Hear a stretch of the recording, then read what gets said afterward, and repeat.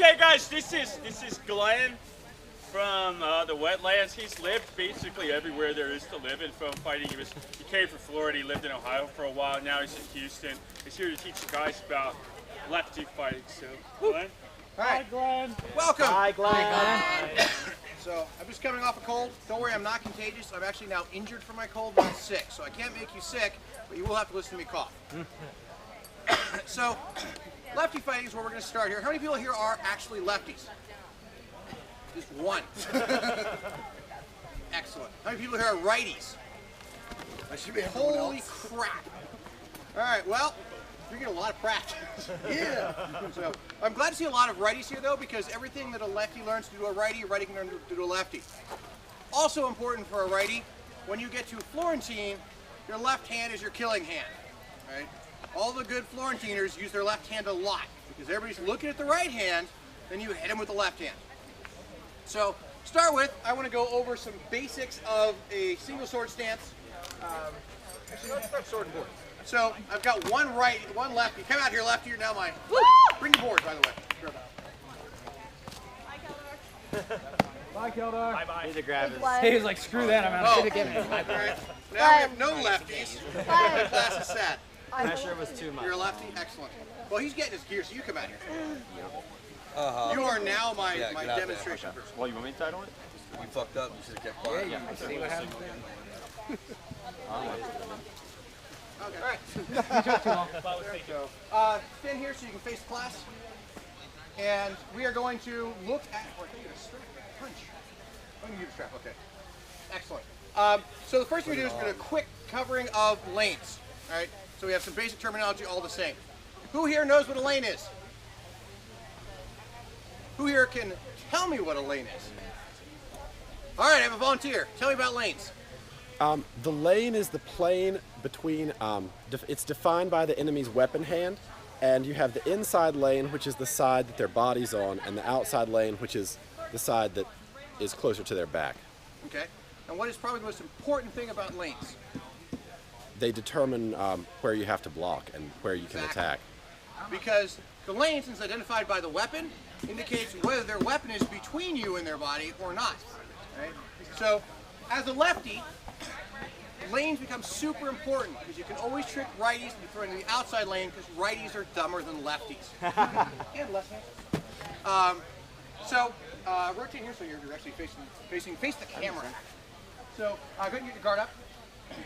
With a lefty, when they're fighting a righty, their outside lane is, of course, going to be out here. Right? The inside lane is fairly narrow. Right? It's going to be covered by the board. There's going to be a lot of throws to the outside lane because it doesn't look like the inside lane is available. Right? People throw a lot of outside wraps, they'll throw chops, they'll throw a lot of things to the outside because they're trying to get around your gear at you. As righties, which is what all but one of you sitting down kind of is, a lot of you have your guard up here. Right? This is your righty guard for sword and board. Why? Because everybody wants the high cross because you're good covered against the high cross. The problem is the lefty sword, you notice, is here. What are you going to throw if I stand at you like this? Yeah, you're going to throw the hit because my hand's up here. When you're fighting a lefty, the first thing you want to do is bring that hand down, right? Your arms should be parallel to the ground. My guard, when I'm fighting righty for some reason, usually a terrible EH tournament where they've got 9,000 categories, is going to be here. Right? I've got this hand parallel against a lefty because that way when they're throwing, my hands are already in position to block. So as a righty, you need to bring that hand down against this lefty's board. Because again, they're going to throw the outside lane a lot. So they're going to throw outside lane, she's going to block, and now she's got the inside lane. Key after the inside lane, my weapon is no longer between her weapon and my precious, precious body. Right? Which means it's really hard to block because her weapon's in the way. Right? So that is our core concept of lanes that we're talking about as lefties, right? Trying to get control of the inside lane and getting people through to the outside lane. I mean, there's obviously a lot of other things to do with lanes, but that's what we're going to focus on today. So, as a lefty, you've got two approaches, actually as a righty too, as anybody with a board. You've got two approaches to the board. You've got your shield leg forward. Go ahead and guard up again. So, shield leg forward, you've got the advantage that this shoulder, which is very stabbable in a hand match situation, is back behind the board. It's easier to slip those stabs. Right? The board is a little more forward, gives you a little more use of the board, right? And it balances out your offense and your defense. Your board is on the forward shoulder, which is an endangered shoulder because it's closer, but it's behind the board. right? If you switch to sword leg forward, one thing that's really available becomes the shoulder, right? The shoulder becomes available for stab because it's now forward, it's hard to get out of the way. You bring the board across your face, you're going to block that out with your board, right? And it opens up the side a little bit more. And the more aggressive you become with that sword leg forward, if you come, for example, all the way to Wait, okay, so now I know it's not Gary now. Gary, what's the I'm filming on this camera as well. you come all the way to here, for example, right? Now I've gone really sword leg forward, and I've really reduced it to a lot of single sword, right? I've been doing a lot of it out of blocking with his hand, but this shoulder is really safe. It's back in space, which means it's going to be slower to hit because they have to go travel farther to get it, and it's behind my board. If I'm fighting like this, I don't really worry much about them throwing shots back over here to this hip and this shoulder, right? They're going to have to dig so far and do something to get me out of position, they should be able to see it coming. It's going to be much more reduced down to single sword when I do it this way. So, with that initial concept, of this lanes and positioning, we're going to talk about lane control, right? As a lefty fighting a board, we want to control the inside lane. We never want to give it up. So now I need a righty. A righty boardman, come up here. You can go sit down. So, as a lefty, I want to control that inside lane. So we're going to look at a bunch of shots I can throw to keep control of that lane. Right, so now we've entered the shot selection category of this talk. So assume I've got a board. I'm not going to have a board so you actually see what's happening here. Right? If I just throw to his arm, right, bam, right, and I leave my sword out here, I've got a problem, right? Because if I miss, he blocks it, he's got armor, whatever happens, I've got a real problem. So I never want to throw and come back. A lot of people make the mistake of always returning through the same path that through their shot. If I do this, right, that's not a great way to return. It's a little quicker, right? Well, I'm also a little out of your range here, right? So if I throw this and I come back to my guard, he hit me. The reason why is my sword returned through the same path that it went through to attack. I know his sword isn't in that position because I just moved through it, right? There is no reason to go back through that. So when you're going to throw shots, you want to get control of the inside lane. So for example, go ahead and hit me back after I throw a shot. After I throw a shot, start hitting me, right? I gotta get it right. Yeah. So I'm going to throw a shot. Oops, I got a board. I'm going to shield leg forward. I'm going to throw a shot. And then I'm going to try and seize control of the inside lane again, even though I'm attacking the outside lane and giving him the inside lane. So it's going to look like this. Right? What happened there is I threw, but I didn't throw and come back. I threw, relaxed my arm just a little bit. Notice how my sword tip came down. I threw, relax. Right? Dip my sword in. Now when I come back, I've got control of the inside lane. So you can also use that as a bait. I can go. I didn't throw his arm, I hit him in the hand right here. Right? I didn't want to commit, because if I dig for that really deep, I have to come in past a lot more of his body. I have to, look how low my sword has to come. Because if I do this, right, I can hit him in the leg, trying to come back. Oh, I dug deep. Oh, crap. I hit him in the leg. He's legged, but I can't get my sword in position to block. So by just throwing his hand, it gives me a lot of time to go throw to the outside, sucker out. Right? So that's the first part of that, drawing shots to the outside lane. When you are doing that, when you draw a shot to the outside lane, you notice when I reposted that last time, I threw to the outside, so it looked in slow motion kind of like this. I threw, I blocked, and then I chopped to the outside. The reason I threw to the outside is actually just reflex because he left his hand in space forward, right? Because we're demo, right? I assume you don't normally go, throw! What? Oh yeah, no. So, but what you want to do when you seize control of the inside lane is you want to expand your control, right? When you seize control of something valuable, you want to get more of it, right? So when we do this again, let me do this at speed. Right? I blocked aggressively and forward. What that did is it just pushed his hand over a little bit more, right? He's a pretty big guy. It's not like I can just be like, move your hand while you're at it, right? But it moved him out enough that it opened up a shoulder slot. So at slow speed, right, through, and then I pushed forward. Notice I didn't come back for a block. I met him out here in space. Because what that does is it opens up a simple chop. And the body mechanics of these things are very important. You don't want to just be like, I do it all the wrist. Because one, you will generate power, two, it'll be slow. So it's important to look at how we do these things. So what that shot looks like is the chop down, I relax, I bend the elbow, bring the shoulder up, bam, push forward. There's a little rock in the body because I want to put my body behind this, right? At this point when I'm pushing forward, I've got basically like a bench press, right? the straight press. You always want to be doing your blocks as presses. And the reason why is they're very strong. If you do a block like a slap and you try and push out, this isn't a very strong motion. It's very easy for someone to stop this block when not getting enough power. If you're pushing out it, kind of a punching motion, you can get a lot more power in these blocks. So, come down, I block, right? And then to get the shot, I don't just want to chop straight down because I'm going to hit him in the hand.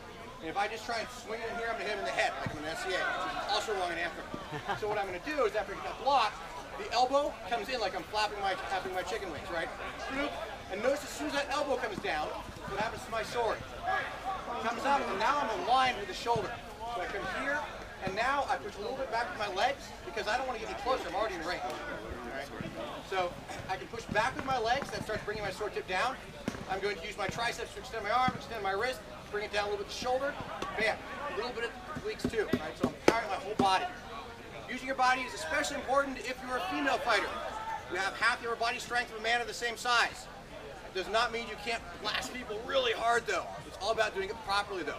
If you're a big guy like Tato, you can just be like, wrist, suck it. And he'll be like, oh God, my shoulder. Right? So if you're a normal sized mortal like me, you want to use your whole body. Right? It makes shots faster and it makes your shots have a little more force. You don't have to put a lot of muscle into it. It'll come naturally if you're using all your muscles together. So again, that speed looks like this. And now here I stop and I move my weight forward a little bit. Knee is not past toe. You never want to go to here because it's too hard to recover from. So I come to here, bam. Bam. If you're shorter and you need to extend forward, you can still do that from here. Because once you've got them blocked out, you're just going to lean into a little bit.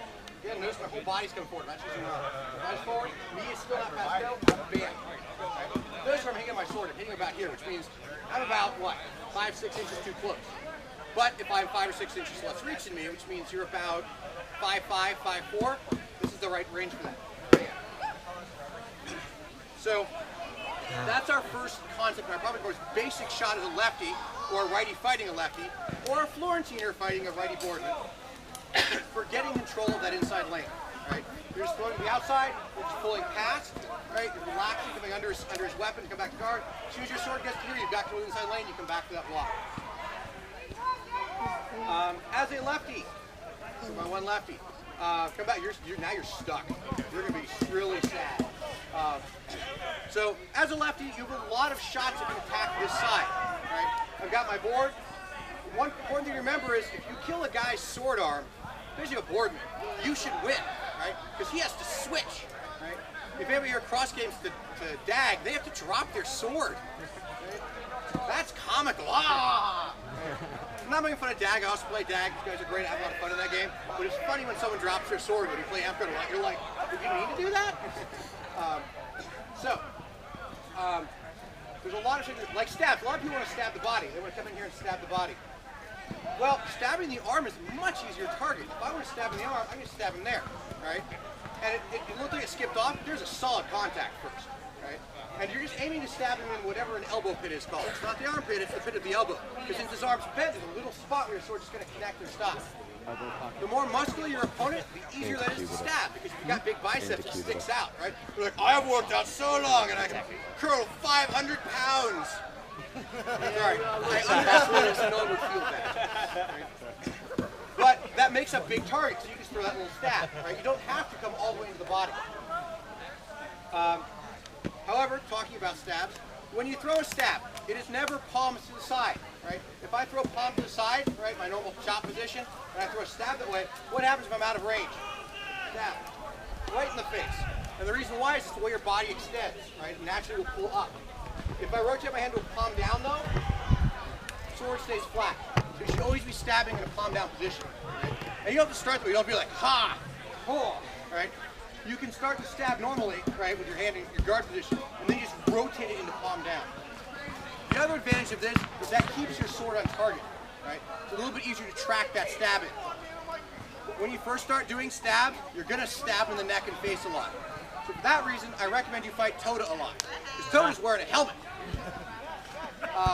Quit picking on me, Glenn. Or a durable friend, right? Don't start practicing on the newbies at your park because you'll lose your newbies, right? But once you get good at it, you can just land those stabs all day, right in the shoulder. So go ahead and get your guard back up. You've got two stabs that I talked about that are pretty easy. You've got the stab to the arm, right? And notice what's happening with my frame, right? It's a lot like, who here's danced and done like waltz? Excellent. So when you waltz, you've got your frame, right? With your stab, you've also got a frame. And your frame looks like this. You've got a slight bend in the arm. You never want to have your arm all the way straight. That's how you jack your arm. You get that arm all the way straight, and then you got your board. This does look a lot like waltzing, right? And then you just rotate into that. Power drives from your back leg off the ball of your toe, and you just drive that right in. And it should be a nice quick stab. And if you get close, you should be able to just do this, right? Real quick, bam, bam, right? And I'm not using my arm at all. All that power is coming from my muscles, my abdominal region to rotate, and off my leg, right? I can do it from here. In fact, I just stand here, and I can push him back. And the reason why, I'm using my legs, right? Because if I just push with my arm, he's a big guy, he's strong. I mean, he's going to be like, stop pushing, Glenn. Okay, he's also not sitting in a great position. But it gives you a good, quick power jab, right? And notice how quick that is, back, right? If you get this close as a lefty or a righty fighting a lefty, especially if you can get a little off center, stab. You can throw a rising stab, which is here, and up. I don't recommend that a lot, because if you get too low, you hit him in the groin. So practice that on Toda again. No, it's still actually a good shot. What you're looking for is you're aiming for the hip. You're not aiming to go across. If you aim across, you're going to hit him in the groin, which breaks your toys, and now you have no one to spar with, right? So, but if you aim for that hip pocket, again, there's an opening there, right? And again, it should be quick, bam, right?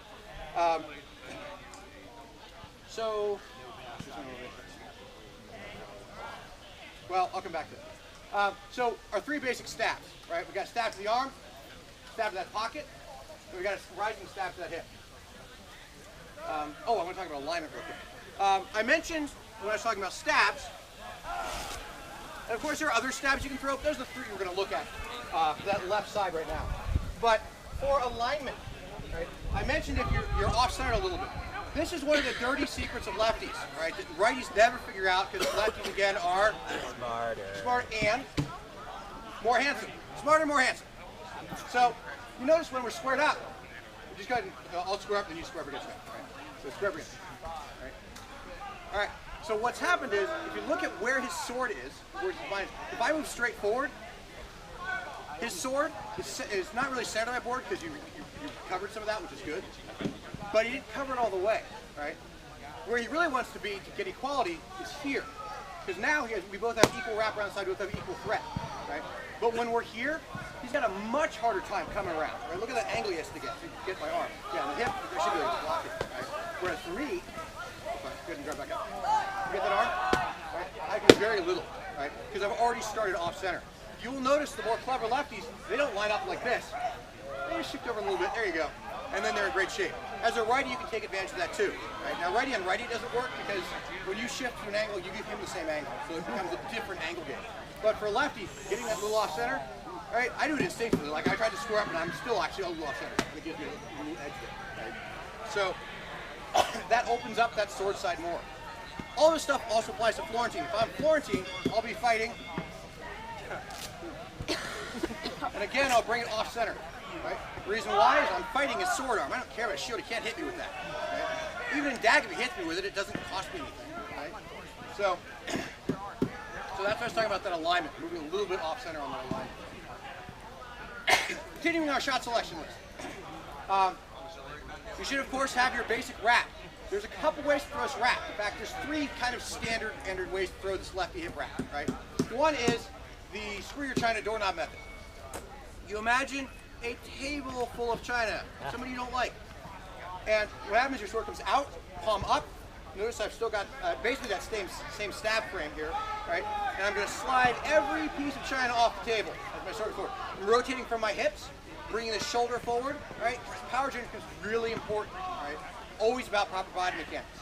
When I get to about 45 degrees off where I am, I just rotate my hand like I'm turning a doorknob. I don't flip it over. If I do that, that's useless. Usually it's not going to be that bad, that's exaggerated, but I'm going to flop up into his hand, right? Because what happens there, I did here, and then I rotated up. What I would do is I want to rotate flat, because I'm not flipping my hand, I'm not doing, I don't know, really tiny arm wrestling, right? What I'm doing is turning a doorknob, right? And so when I get to here, I turn the doorknob, and that puts this hit. So at speed, right? Now go ahead and block. Connect. A little bit. All right, block again. Okay. So what's happening here? That one I kind of cheated. Let me try again. So what's happening is he's having to come really far out to block. If I need to get around his block, I'm just coming a little bit closer. So I'm coming out and around, and that gives you a nice deep wrap. It's the slowest wrap, right? And if you watch that on the camera in slow motion, you notice a couple of those I cheated the wrap. But it's the slowest wrap, but it gets you in good and deep, right? It's especially good if you can get a little out of position, but the default guard's pretty solid. So you can step in and go, oh, I'm over here. Bam. Bam. There we go. That's kind of your most basic wrap that uses the full wrap mechanics. Second wrap we have is going to be coming in at an angle, right? And that's what I threw just a little quicker. He starts to chop, but I'm not chopping at him. I'm talking about 45 degrees away, right? Chop here. When I get to again, about 45 off, I rotate my hand again like turning a doorknob. So it looks like this. Bam. Right? Not as deep of an angle. Notice there's not a huge angle here. It's not like this, where I've got this big angle. This big angle lets me go around blocks. And to go around blocks, you get closer, so you put it closer to the point of your triangle. So when you chop, though, it's a lot quicker. So go ahead and block again. Now he's just cheating pre-block. Right? But that's our second chop. The third chop is, or the third wrap is using just the doorknob method. Right? You just come a straight chop down like you're going to miss. And a lot of the fighters, especially once they get to a certain point, will be able to read that as this is a miss. Right? So the last minute, you rotate your hand. What happened is I got to here, and I rotated my hand. Right? So it's a nice chop. Bam. You can also throw it at what we call the keyhole. There's a spot right about here that's harder to block because the knuckles are out here, comes out, you get a good angle, but there's still a little bit of less coverage here. So you can throw that into the keyhole and then chop over. So 3 types of wrap. And again, wraps you can throw at any angle. I can throw this high and then rotate. Right? I can throw it here. I can do whatever I want. You don't have to throw it straight flat. You might throw a rising wrap. Right? I can go it this way. Right? This is what I think it was like a golf swing because I'm coming up, right? It's also a good thing when you close. Right? I come up, I'm just rotating it like I'm twirling my cane, right? Old-time villain. Right? You rotate up, and then you rotate that wrist. Here, rotate wrist. It takes a little time to get the timing in. First few times you'll be like, shh, bip, or you're like, whoa, bip. But once you get that timing in, hand comes up, notice my hand's low. When it gets to here, rotates up, I've got a nice rising angle. I'm usually going to hit him in the hip. When it comes around, you'll hit him in the butt. So, wraps. Stabs. Our chops, you'll have a straight chop here, if it's available. Sometimes their arms sticking out, they start chicken winging. Go ahead and chicken wing a little bit, right? Hopefully they don't chicken wing that much. But even a little chicken wing you can hit. Because your hand's over here too. You just bring your hand down a little bit in space, straight chop down. I'm not going to talk a lot about leg shots, except to say throw leg shots. Leg shots are, in fact, we'll talk a little bit about, since I'm going to volunteer, about killing legged boardmen if you're a lefty. It's so easy. It's like, oh, I'm just one now. You don't even want to take a knee. That's fine. All right. But leg shots, you should have your basic leg shots. We'll talk a little bit about leg shots because a lot of people throw them wrong. A lot of people throw a leg shot like this. What are you going to do if I do this? Yes, it's your chance to hit Glenn back in the kidney. All right. You really dug deep in that one. All right. So. You want to stay upright. You always want to have good posture. Your mom was right. You know your mom was trying to teach you to fight, but she was. Why did you not listen to your mother? All right? If I want to throw a leg shot, I stay upright. I just spread my stance, right, to get lower. Now I'm lower. I can throw that leg shot, keep my stance upright. Now if he throws a shot at me, one, I'm not looking down at the ground, I'm looking up here. My board's probably in position to cover my body, right? So I can throw and get out. A lot of times the leg shots I will throw as a retreating shot. And the reason why is that gets me out of range. So I get in range, I throw, I'm out. Right? If you're ever in the position where you're fighting torches, you travel to keep, travel together with clans, those guys want to fight you here. Right? They've got dome shields, covers their shoulder. They're very good at this. This is their area of expertise. It's what they're best at. What they're worst at is getting leg. So whenever torches see a torch, they're like, I'm closing, and they are coming for you. I'm just like, what? And they're like, Glenn, you're a bastard. You're adopted, and your parents don't like you. So, the core concept of leg shots. You can also double leg. This is actually Tugin's best move. That guy has the best low game in Amtgard, though. And he'll come in, throw the front leg, which is a straight chop, and then you just rotate your hand. It's a palm down chop, it's a straight crossbody chop. Chop, and then you rotate your hand to palm up on the way out. So it looks like this. Right? You've legged them twice. Right? Now they're dead and they can't come out being legs. It's like you don't have to take a knee, you're dead. Right? I just saved you taking a knee. Go get me a coat. So kind of like some concept taking legs. The most important thing though is do not be reluctant to throw leg shots. Right? Because there's two advantages of leg shots. One, of course, being that they're legs. That's an amazing advantage. Right? But the second thing is equally important. It complicates their problem space. That's something I'm going to reference a few times in this class, is making them think about a lot of stuff. If I say, I'm only going to throw a shot at that, get your guard up. I'm only going to throw a shot at that knee. That's what I'm going to throw a shot at. You know nothing else is going to happen here. You try and not get hit, right? But I'm going to try and swing at that knee. You ready? Right? Did not get it. Again. Again. Again. There. I cheated and stayed really in range. But he knew what was coming, right? The more you can simplify your problem space, the easier this is. That's the whole point of baiting shots, right? That shot we talked about at the beginning, where I just threw into his hand, he came in, I'm baiting a shot. I'm getting him to throw this shot. If I know he's throwing this shot, it's really easy to block, right? Conversely though, if I don't know what he's throwing, it's really hard to block. If I'm like, throw a shot, right? Okay, I'm a warlord.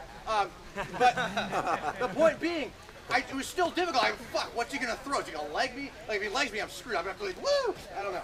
So, throwing leg shots also complicates problem space. If you never throw a leg shot, people stop worrying about shots from here down, right? It makes their job simpler to kill you. You always want to make it as complicated as possible. That's why it's worthwhile to throw shots that may even be high value, right? So, that's my segue into the dark side. The dark side is not a great shot. It's slow, it crosses your guard, it's just awful. So, square up, I've got a board, it's invisible this time so you can see the dark side mechanics. I come in, I want the dark side. Notice if he does nothing, nothing happens. This shot sucks, right? However, when you're fighting, a lot of them you can get them to move, right? So, yeah. Yeah, you're gonna want people want to cheat over. So there's a couple things, right? First thing you mentioned, and I'm glad you pointed it out, is a lot of people when they're fighting a lefty, or if you're a righty fighting a lefty, they cheat their board over, right? They're like, well, they throw all their shots over here, I protect the shoulder, and they're like, well, the only thing I have to worry about is if I cross that shoulder and I'm ready for that, I thought of that, right? The dark side though complicates that problem space. If you cheat your guard over like that, I'm gonna just dark side you all day, right? Why? Because your guard's way over here, right? So it's about complicating the problem space, and that's why the dark side is a good shot. It's also useful because it gives you something that can attack this side that doesn't come up from the top, right? The high cross is not inherently wrong. The high cross is not a bad shot. It's a bad opener. If I just walk up to him, I'm like, hey, right? I'm in a lot of trouble. But if I can come in and say maybe change level so his guard comes down, he locks up the thing I'm going to throw, now that becomes a much more useful shot, even though I just missed it. So it's not an inherently wrong shot. It's just not a good opener. So same thing with the dark side. If I can step in, I step over here, right? His guard comes over, and he's like, oh, I'm cheating way over, right? I block him maybe, and I go through here, but he brings his guard up, I can be like, oh no, bam. So dark side's good for keeping the other guy honest. Not honest and keeping him from cheating, but keeping him honest as in think about everything. Be worried about anything I could be doing. So, who here throws the dark side?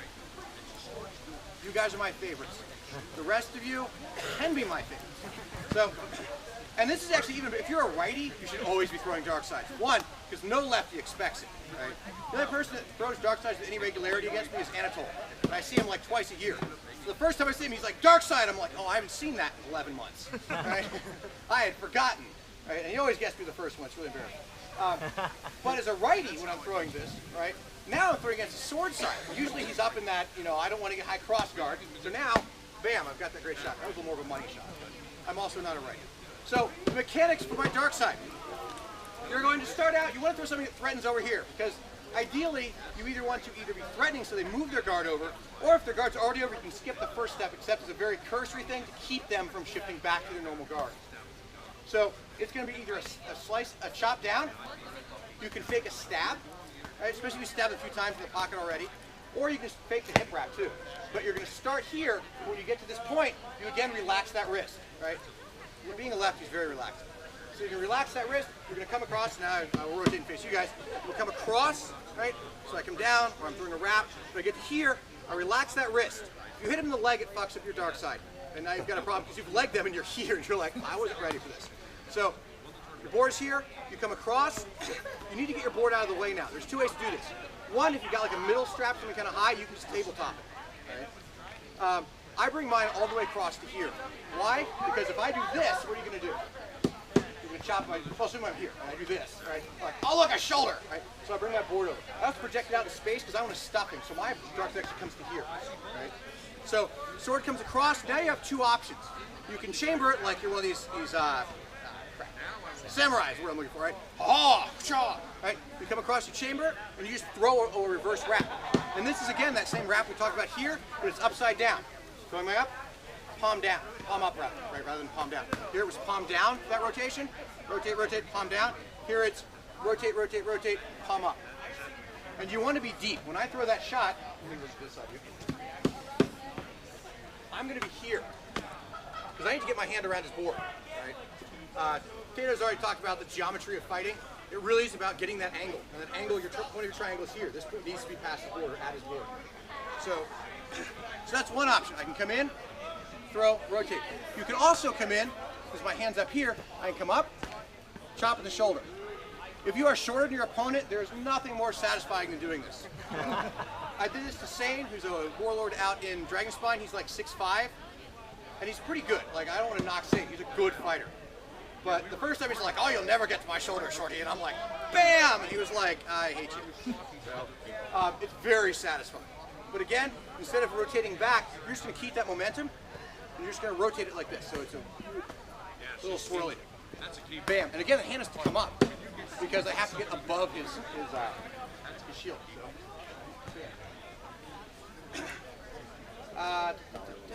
Oh, final important part throwing the Darkside, escaping. Because if I'm here and he blocks it, it's got a real problem, right? So your unwind looks like this. You're here, whether it's the chop or it's the hip wrap, right? You're going to come down, you're going to get your hand in this position, and you're going to sweep across. And you'll be surprised how many times you catch the block when you're going for the hip and you sweep across, right? And it feels so cool when you're like, oh, I blocked it, right? You usually catch it in the hand, right below the hand of the sword. Bam. Sometimes you just get killed because it's not a great shot if they see it coming. But you get the block, right? And then what you're going to do is you're going to flap the arm down, and you're just going to throw a quick, just a straight chop, right? Bam, at their sword side. You're not trying to kill them with a shot. You're trying to get them to block it with their sword so you can run away, right? So, move. You'll be surprised though how many times you kill somebody with that. Because sometimes when you do this, they go for the high cross and they get the block. Bam. So that's the Darkside. That gives us kind of a basic set of some shots. Now I want to actually look at more about being in control, getting control of lanes. And so there's a lot of stuff we can do with fakes. In fact, the easiest way to see this is actually his legs. So I've stepped in, I've legged him, right? And now I'm going to take a leg. Now I want to kill him. The way I want to do this is with lane control. In fact, if you're a righty or your arm, this also works, right? Because if I come in and throw here, what are you going to do? Yeah. And of course, if I do it here, what are you going to do? Right? So what I can do, I want to be wearing gloves when I do this, whatever, really slow. I can throw here, bam. I'm not digging for that shoulder. If I dig for the shoulder, I'm screwed because I'm way too close to get a block. So what I'm doing is I'm just going to beat the top of the shield, right? And when he does that, I beat and I immediately come into the block. Right? This is that illusion of speed that a lot of good fighters have. Like, oh, that guy's so fast. Not particularly fast. He's starting his block before you start your shot. If I do this, right, I'm bouncing off into the block. I'm not going really far into the block in case he doesn't do it. Then I'll be like, whoa! As a lefty with the board, this works even better though, because I can come in, bam, right? So that's one option, drawing a shot. You can also draw a shot with body movement. If I have a board and I step in hard to his shield side, bam, what are you gonna throw? Yeah. Well, I've got a board. So if I've got a board here and I step in here, yeah, he's gonna step there. So what I'm gonna do is I'm gonna put this hand really angled out. Because behind my board, so you can't see this deep angle I've got, right? And as soon as he throws that, I step in, he throws, now I can chop him right in the shoulder because I've collared him. Right? Notice how close I am too. Look at it right here. I think you call me wrong. No, not that far. So yeah. So when I came in, I didn't come to here and throw that. I came to here, right? And if he doesn't throw, boom. He doesn't, he's guard up. You're like, I've seen it before. As soon as I throw, Glenn hits me. So he's like, I guard up. Well, I can reach now over because he's guarded up, or I can dig in a little low for that back leg, or back hip, whatever that part, whatever this thing is, hip. So And that works in both directions. You can close defensively. If you're a shorter fighter, you need to learn to do this a lot, closing defensively. You draw a shot and block it as you close, you get that in range, you get your opening. So I can also do it the other way. I can step in, cross-stepping, sword side, right? And what's gonna happen, I step here, bam, fuck up. Can't hit me this arm. Yeah, you can go for that leg if I come across. You go for a leg, and a shoulder. If he guards up, again, I can throw here, just a little bit of reach, or I can really dig for that hit. But by coming in close, I can draw that attack. Let me check my notes. Deviate a little bit from my course lecture.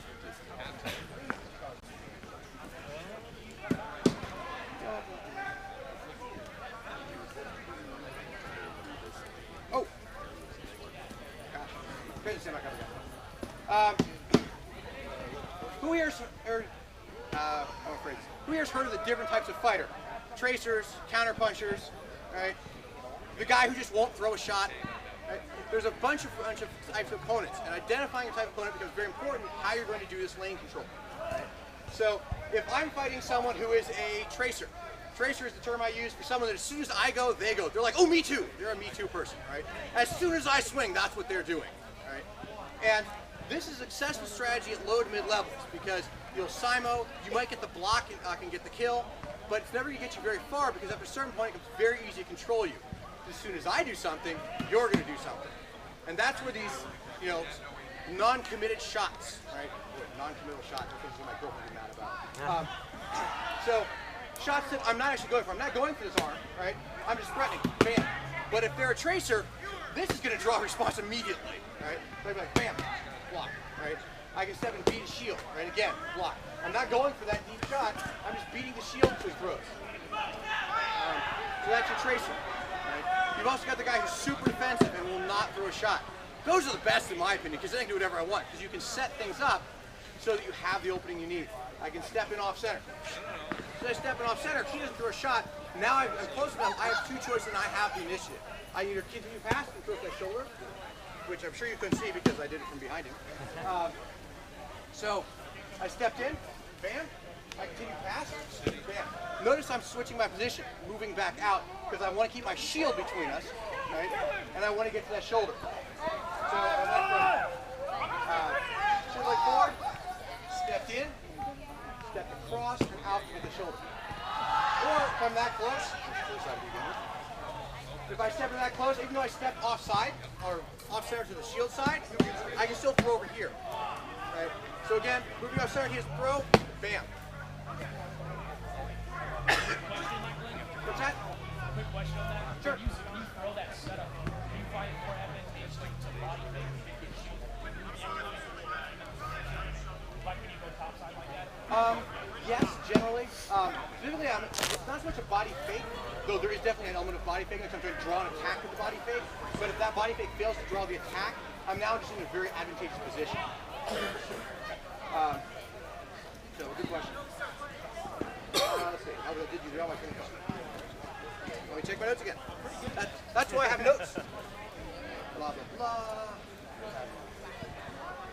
Yeah, another shot. So, let's see. Oh, all right. Next one, of course, I mentioned already, is the torch closer. The person that's coming for you. All right? There's one really important thing you can do against that guy. Keep the range open. That guy wants to be close. You don't want to get him close. He's probably got his fighting style optimized for that, his experience optimized for that, potentially even his gear optimized for that. The default, of course, is keep your guard up, throw that leg, keep getting out. Notice when I'm throwing these shots, during this shot, I'm always relaxing my arm a little bit so I come back to the inside lane. I never want to do this, because this gets me killed. It's always throw, come back to the inside lane. So the other thing you do, if you've got more reach than them, which is me, it's you, a few other people that are taller, right? You can just counterpunch them. I can just stay at range, he's throwing a shot, right? I'm just gonna block and I'm gonna keep it at a good range because from this range, don't move your feet, hit me. Yeah, so you've gotta lean a little bit though. You've gotta come forward. Move your foot, cheater. Yeah. But if I don't move my feet, I can hit him, right? So this is a good range for me to be at. It's not his ideal range, it's my ideal range. If I can keep this range, if he's pressing me, I can block and riposte all day long. I don't know if Tate was still being a very aggressive closer due to his foot injuries, but that was definitely what I had to start doing when you started retraining and you became very aggressive with the really powerful closes. I did a lot of retreating and trying to block it or post you out. Because if I just stayed in, you were ready for that. You're like, I am fast and strong. And I was like, I wasn't ready for that. I would like a do-over again. So the closers. 1, leg them. Do not forget to leg people. And 2, again, blocking or posting. If you are shorter than them and have less reach, you can still use that, but you need to take advantage of their closing to let them close to your ideal range as you keep that range open.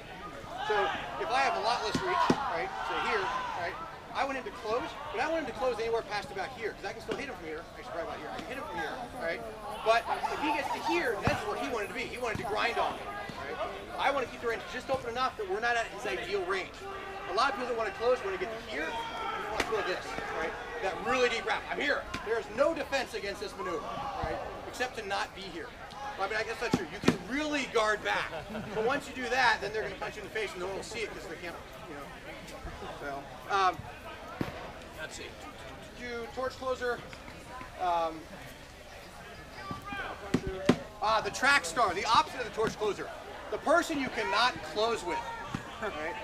I want to hit this guy and he does not want to get hit.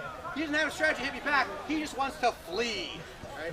Every time I step in, he steps back, right? And maybe he steps back too. He may be like, I open the range and I'm going to keep opening it until we're at least 10 feet away every time. These guys are hard to get. One option is to be really patient, just be like, all right, I'm going to be here all day, I put sunscreen on, let's go for it. And then just wait for them to come in range. Eventually they'll get bored with that. You can have 2 other options, right? Both of them come down to range control. You can back out, which forces them to eventually close, and as soon as their weight comes off that foot, right, you step in. Right? This is where foot becomes really important, because if they're one of these people that walks forward like this, as soon as their weight gets to here, they cannot go back. Right? They've committed as soon as this foot crosses this plane, they have to step forward or do some weird hoppy thing. Right? That's when he closes them. Which is why you generally do not cross them. Now that I've said that, right, normally if I would advance on him sword and board, I'm going to step. And it's never a hop. You never go. You are not a pony. You do not get to gallop. It is, you lift the front foot in the direction you are moving, you step forward, and then you close the gap so you're back in your stance. And if you want to go back, it's the same thing. Back here. If you move this front foot forward, when you want to go back, in my stance, I do this. That causes the hopping. As soon as you notice you do the little hop, you move the wrong foot first. So that's really how you want to move. That keeps you from getting that position where you're like, I have to move forward. So if I step here and he changes position, I'm going to step back. Again, my knee never goes past my toe. If I go past it, I lose mechanical advantage of my knee. It's a lot harder to spring back. If I go to here, very easy to push back. So, but the other thing you do if they're a track star, the cross step. The one time you can do a cross step safely, and that is when you're sure the other guy is not going to change direction. Because what it allows me to do, let's back up a little bit, because a lot of your job is to not get in range. You don't get to swing back. If I get in range, I'm going to hit you. So, the regular shovel step. You can back it over, you can sprint back if you want. Whatever works for you. Your whole goal here is not to look like a competent fighter, is to be out of range. So it's right there. Right? Did not get in range. I found it good. So let's do it again. Now with the cross step. Right? That cross step really closes the range. So what that cross step is, it's not a step. I never do this. Right? What it is I step forward, and then this foot stays in the stance. Notice, even spread out 90 degrees to the angle of this back foot. When I do that cross step, it's step, step. Right? Not this, this. And then I step back in my stance. This position here is not great. You don't want to get stuck here, which is why I think some of you are chasing. But notice how that gave me that extra distance when I was in range for a deep hip wrap. So, 2 ways to close on. And that becomes especially useful as a lefty because once I get in close, when they're retreating rapid like that, their guard is usually up. Opens up that hip line.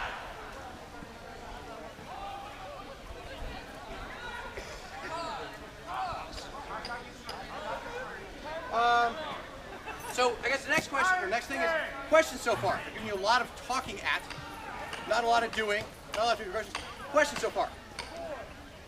All right, so I just no lefties.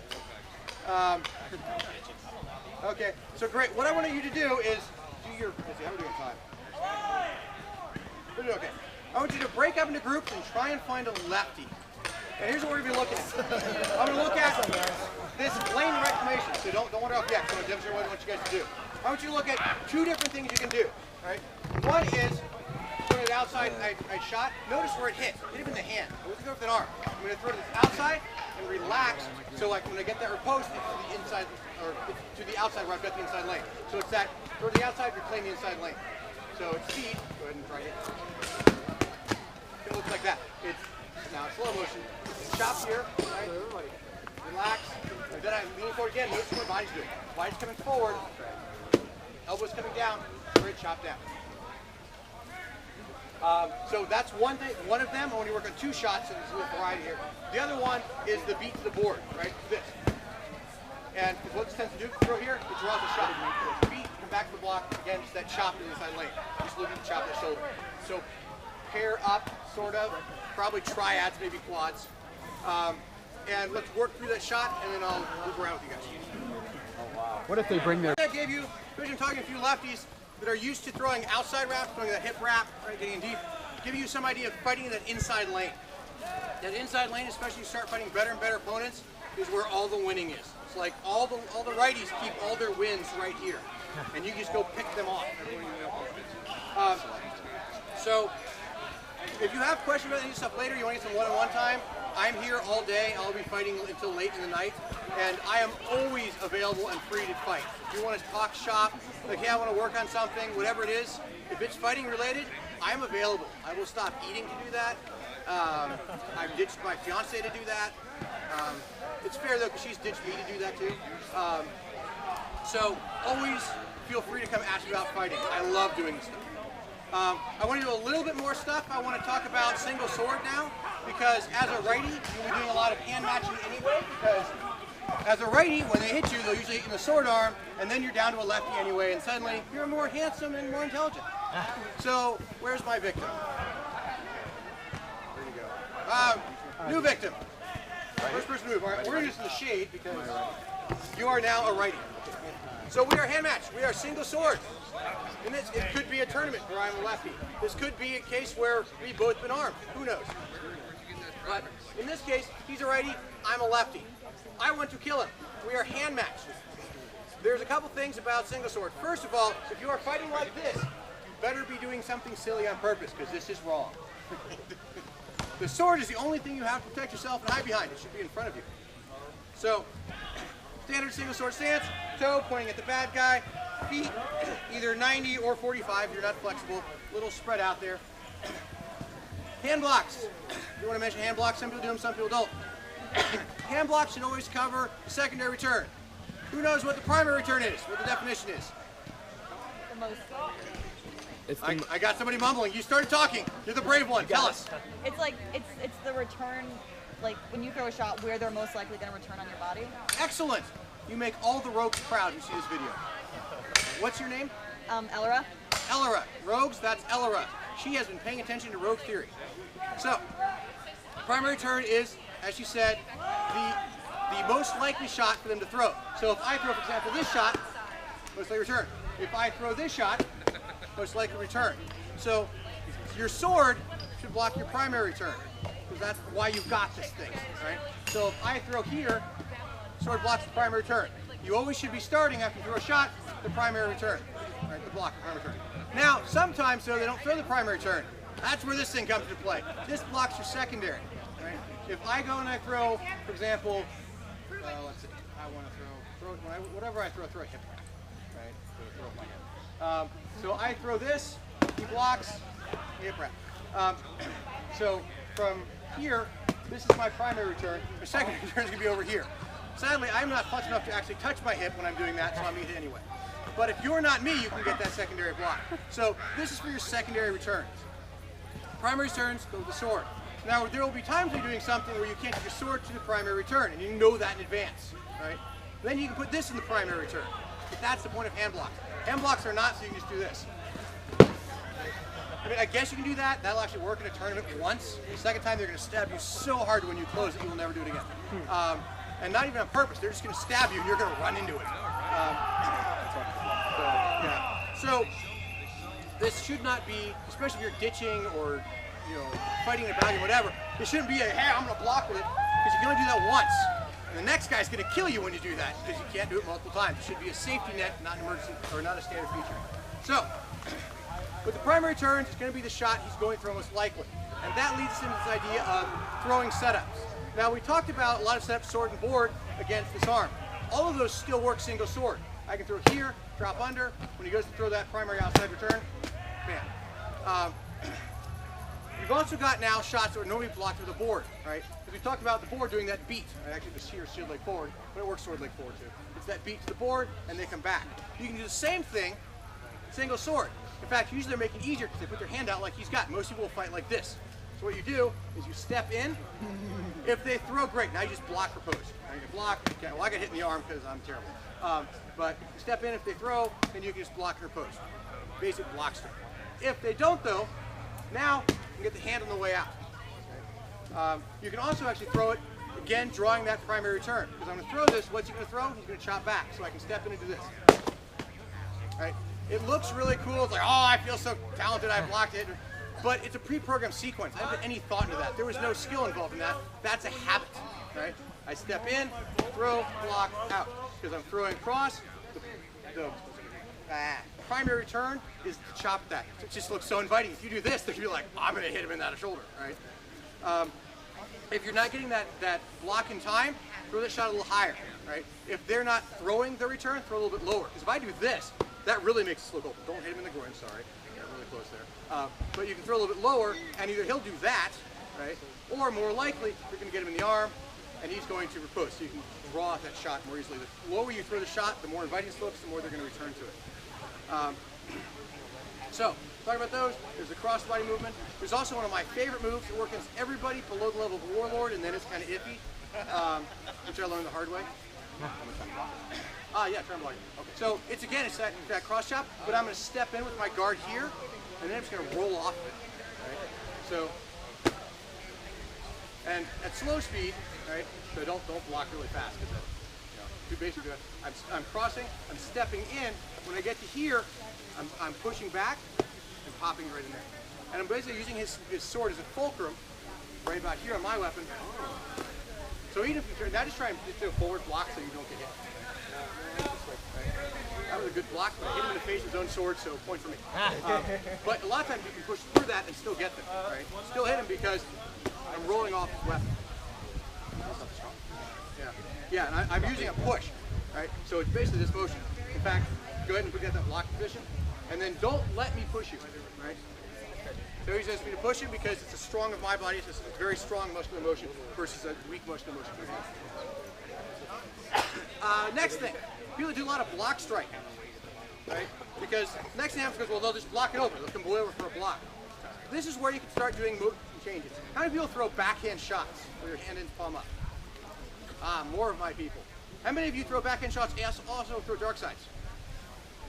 These are my very favorite secrets. So, a backhand shot is one of your hands palm up, right? It can be this, right? So what we can do here is we can throw this chop. After just enough times, he's going to block. He's going to be like, no, screw you, Glenn. So he comes here, screw you, Glenn. Now what happens? Flap your arm like a chicken. Bloop. And then I'm going to rotate the palm up. Bam. So it's... And notice, watch my hips and knees when I throw the shot. Because power comes from your legs. If you just do just your wrist, if you're a big guy, you can still get some power into it. Otherwise, it's a terrible shot. It's also going to be a lot slower. I'm putting everything in. They're either on side or just Goes from here, elbow comes in, palm rotates up, a little push with the legs, bam. I got the favorite too. First few times you do it, you'll hit him in the head. You'll hit him in the top of the head, and that's the best place to hit with a sword. Doesn't hurt very much. So, and so here, backhand works great for the over block. And you can do it the other way. You can go, oh, they over block high, come here, and reverse the motion. So you're switching motion, but you're not just going bip, bip. Because if I try and throw a chop, and then a chop, that's much slower than this to that. The logical conclusion of this is actually something I stole from Jody up in the Iron Mountains, is people that overblock to the outside, right? You do this, and they're like, no, I'm going to block out. So just overblock the outside. At the end of the class, just hit the button here, turn it So off. again, it's a straight chop down, and then just like the loop. get it Again, back. I lean in a little bit, collapse the elbow when I get to here. Chicken wing again, lots of chicken wings in my fighting. Okay. Come to here, my shoulder comes in, because that generates more power using my obliques. So it's down to here, rotate, and then a little push off from the knee, bam. It takes a little bit of practice to get used to, so you want to start by just doing this. And that starts to get that motion, and then you start putting the body mechanics in, right, to generate the power. It's a good thing to practice against, I don't know, any sort of, what am I thinking? Table is what I'm looking for. I'm bad at words. I'm almost a doctor. Weak for our future.